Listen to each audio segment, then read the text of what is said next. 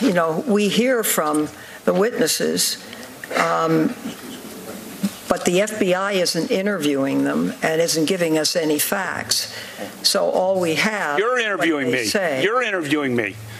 You're doing it, Senator. I'm sorry to interrupt, but you're doing it. There's no conclusions reached. That was Brett Kavanaugh responding to Senator Dianne Feinstein of California at today's hearing.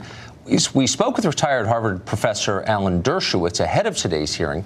Now that it's over, what did he think of the outcome? Professor Dershowitz, also, of course, the author of the best-selling The Case Against Impeaching Trump, and he rejoins us tonight. Professor, thanks a lot for coming on. You watched the hearing from beginning to end. What's your assessment?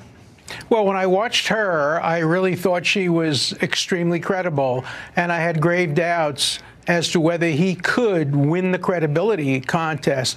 But then he made this remarkable comeback, and he really testified in a completely compelling manner. So I think in the end, there is a tie when it comes to personal credibility. So how do you break the tie?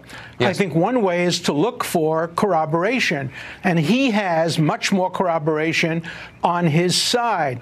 Now, the best way to make sure that corroboration is accurate is for the committee to call the other witnesses and let the FBI continue its background check. And I think in the end, it will do him more good than harm.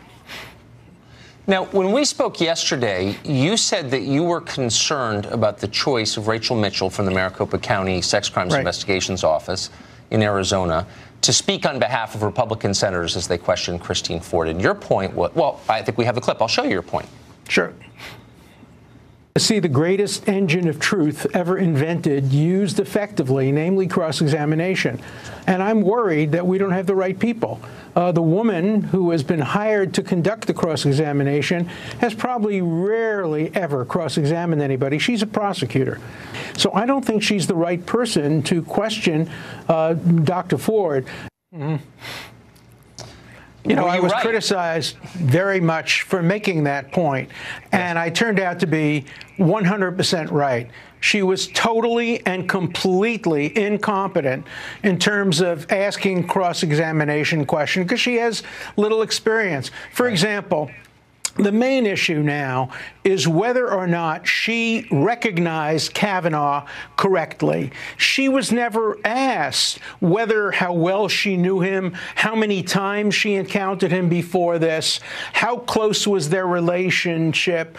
There was nothing that could raise questions about whether, even if she believes she's telling the truth, she may have misidentified. So she just did a terrible job. And I think the Republicans realized that, and they canned her right in the middle. But it was a very bad choice. So those of us who ask questions for a living sat and watched with our mouths open, wondering throughout, what is the point of this? Not that she's a bad person or stupid, but no. You would think, I mean, you've been around congressional testimony before. You've testified.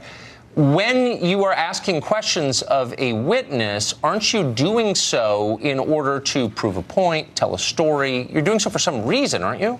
You have to have a theory. Every question has to be part of a tactic. You ask question A in order to lay a foundation for B. She was just asking questions. It just didn't seem to go anywhere. She didn't have much of a point. And in the end, she accomplished nothing. Yes. Brett Kavanaugh defended himself. Nobody else was, other than Lindsey Graham. Thank you. Professor, it's great to see you. And I just wanted to let our viewers know what a prescient prediction you made. That's Let for the sure. truth come out. That's what we're all interested in. Thank you, Professor.